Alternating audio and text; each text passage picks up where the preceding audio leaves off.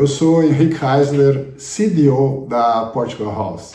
Quero falar com vocês hoje sobre os trends, sobre as tendências de 26.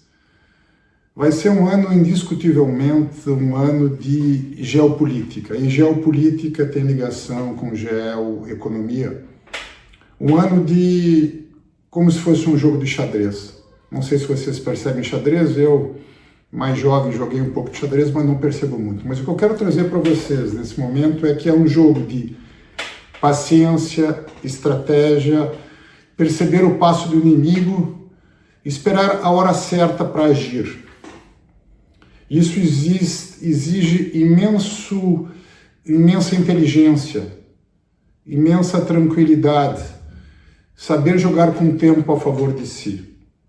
Isso é difícil nesse momento porque estamos acostumados a fazer as coisas de uma certa forma rápidas, sem pensar muito. Estávamos acostumados antes do início da guerra da Ucrânia a uma certa estabilidade mundial e hoje estamos nesse momento de absoluta inconstância, absoluta instabilidade. Portanto, esse ano será um ano dessa forma. Nós temos as guerras que nos colocam dentro de um cenário geopolítico totalmente diferente. Novos países a surgir, guerras a terminar, cessar-fogo, dois polos antagônicos cada vez mais fortes, um lado Estados Unidos com Donald Trump, outro lado a China com a sua relação com o Irão e com a Rússia. Isso vai, de alguma maneira, impactar o mercado imobiliário, impactar as economias. Vamos então falar um pouquinho sobre o cenário das guerras, dos conflitos e como isso pode vir a ter algum tipo de afetação aqui na Europa e principalmente em Portugal. Antes de seguir, convido vocês a seguirem as redes sociais da Portugal House, façam seus questionamentos, suas perguntas, suas dúvidas, estamos aqui exatamente para isso. Ou seja, eu acredito que a Portugal House, como CDO, a nossa obrigação é trazer para vocês conteúdo e informação. Eu sou um gajo que gosto do boots on the ground, já conheço aproximadamente 100 países, estou a chegar nesse ano a quase 100 países, exatamente para trazer a realidade local. E trazer a realidade local não é o que está na comunicação social, é o que está lá a conversar com as pessoas, a tomar um cafezito, a comer um sandes, a perceber o movimento e como é que isso impacta realmente a geopolítica e como é que isso vem até nós cá em Portugal. O ano começou com a cena da Venezuela. A Venezuela tornou-se um narco-estado há imenso tempo, com todo um fluxo de comércio ilegal, porque estava sancionada com o Irão, com a Rússia e atrás da Big Mother, a China. Os investimentos, o petróleo da Venezuela, lembrando que é a maior jazida de petróleo do mundo, agora um petróleo mais pesado, mais difícil. Por isso que Donald Trump diz que são necessários imensos investimentos para poder escoar mais petróleo mais barato da Venezuela, que estava a ir para o Irão e voltava armamentos. Para a Rússia e para a China. A Rússia também enviar armamentos e a China a pagar isso, obviamente com um preço muito defasado, com infraestrutura dentro da Venezuela. Maduro está preso e possivelmente será sancionada uma prisão perpétua. A questão é que o regime de Maduro segue na Venezuela. O que é importante perceber? Os Estados Unidos muda a sua lógica, como por exemplo aconteceu com o Afeganistão, com a Líbia, com o Iraque, de tirar os governantes de poder e começar um processo novo baseado na democracia ocidental. Importante perceber que, claro, a Venezuela é um país ocidental, mas os países orientais não percebem bem o nosso formato de democracia. O que aconteceu? Failure, fracasso total. Iraque está como está, Líbia está como está, Afeganistão, nem falar. Portanto, a estratégia americana hoje é tirar a cabeça. E depois que tira a cabeça, tentar fazer com o governo ainda de plantão, fazer uma lenta transição para um processo democrático. isso que está a ser feito na Venezuela e não sabemos exatamente como vai funcionar. Agora, é claro, deixar isso evidente que é uma forma diferente de guerra como foi anteriormente. Então, isso é o primeiro ponto. Segundo ponto, passamos para o Oriente Médio. Desde 7 de outubro de 23, com tudo que nós sabemos que aconteceu, todos os proxies do Irão voltaram-se contra Israel. Nós temos o Iêmen, que é um estado totalmente dividido, que está junto do Golfo Pérsico. Nós temos o Hezbollah no Líbano, também com um problema, uma guerra civil histórica, que não consegue se ajustar.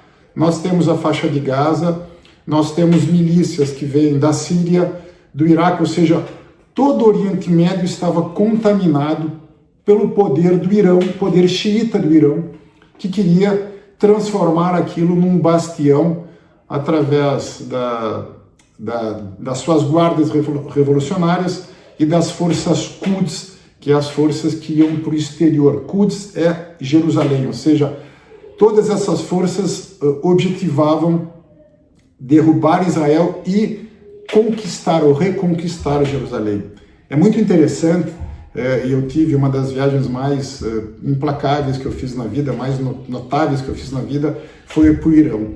E lá no Irão existem muitos billboards, muitos placares, muitos, na rua mesmo, essas como se fossem desenhos mostrando as forças iranianas e xiitas a conquistar Jerusalém. Ou seja, existe uma lavagem cerebral muito grande do magnífico povo persa do Irão. Portanto, todo esse chamado eixo do mal está a ser desconstruído um a um. E agora, nesse momento, as forças americanas a chegar no Golfo Pérsico para dar um golpe final e fatal, ou nós não sabemos. Porque, como eu estava a dizer, Venezuela foi tirado o Maduro. Agora, vai se tirar o líder supremo dos ayatolás, o senhor Khamenei, ou Khamenei, como preferirem, ou vai ser feita uma guerra, um ataque direto. Lembrando que o líder supremo tem 80 e tal anos e que se diz que o sucessor será o seu filho, mas dentro de uma linha dura e radical. Portanto, será que vai existir uma guerra? E se existir uma guerra, o que pode acontecer com a economia mundial? Lembro vocês que o Golfo Pérsico, inclusive o Estreito de Hormuz, sítio que eu estive e que os portugueses lá estiveram, é um estreito muito pequeno que o Irã detém o poder, que ali transita mais ou menos 25% do petróleo mundial. Os Estados Unidos podem bloquear o Estreito de Hormuz, é possível, para sufocar ainda mais, além de todas as sanções que o Irã está a sofrer, seja da Europa, dos Estados Unidos, ou seja, os grandes players globais estão a sufocar o Irã como estão a fazer com a Rússia. Portanto, se isso acontecer, pode dar um grande choque no preço do petróleo, que está em preços baixos historicamente, e isso acontecer o quê? Aumenta a inflação, ou seja, a Euribor, que está em momento de descer, de decadência, como também os juros americanos, que devem ao longo do ano, teoricamente, descer, Euribor, juros americanos descer, com uma inflação nesse momento razoavelmente controlada. Mas se isso acontecer, pode desarranjar todo esse processo. Rússia, Ucrânia, ainda há mais de 3 anos tentar chegar num cessar-fogo, uma situação imensamente complicada. Aqui trazemos um pouco da cena da Europa, que a Europa ficou por muito tempo adormecida. Inclusive, muito interessante, um dos cabeças da NATO, não estou lembrando o nome agora, disse, muita gente reclama de Donald Trump, mas se não fosse Trump, nós estaríamos aqui na Europa e na zona da NATO numa zona de conforto. Portanto, os países da NATO agora estão a investir mais ou menos 5% na parte da defesa. Isso, por um lado, é importante, porque a NATO, o exército aqui da Europa, ele está imensamente enfraquecido. Lembra aquele ditado, se você quer paz, prepare-se para a guerra. Eu sou a favor da paz, mas nós temos que nos preparar para caso exista, como aconteceu com a Rússia, com o Irã, com grupos terroristas, sabermos e termos possibilidade de nos defendermos. Então, eu começo a encaminhar o final desse vídeo a dizer: Venezuela de um lado, nós temos Irão e todos os seus proxies, nós temos Rússia com Ucrânia, mas nós temos, acima de tudo, a China, que pode também, a qualquer momento, invadir Taiwan. Vejam que é um ano completamente instável. Como eu disse no início, um grande jogo de xadrez que vai, ao fim e ao cabo, trazer para a economia europeia, para a economia portuguesa. Como é que isso vai se desenrolar?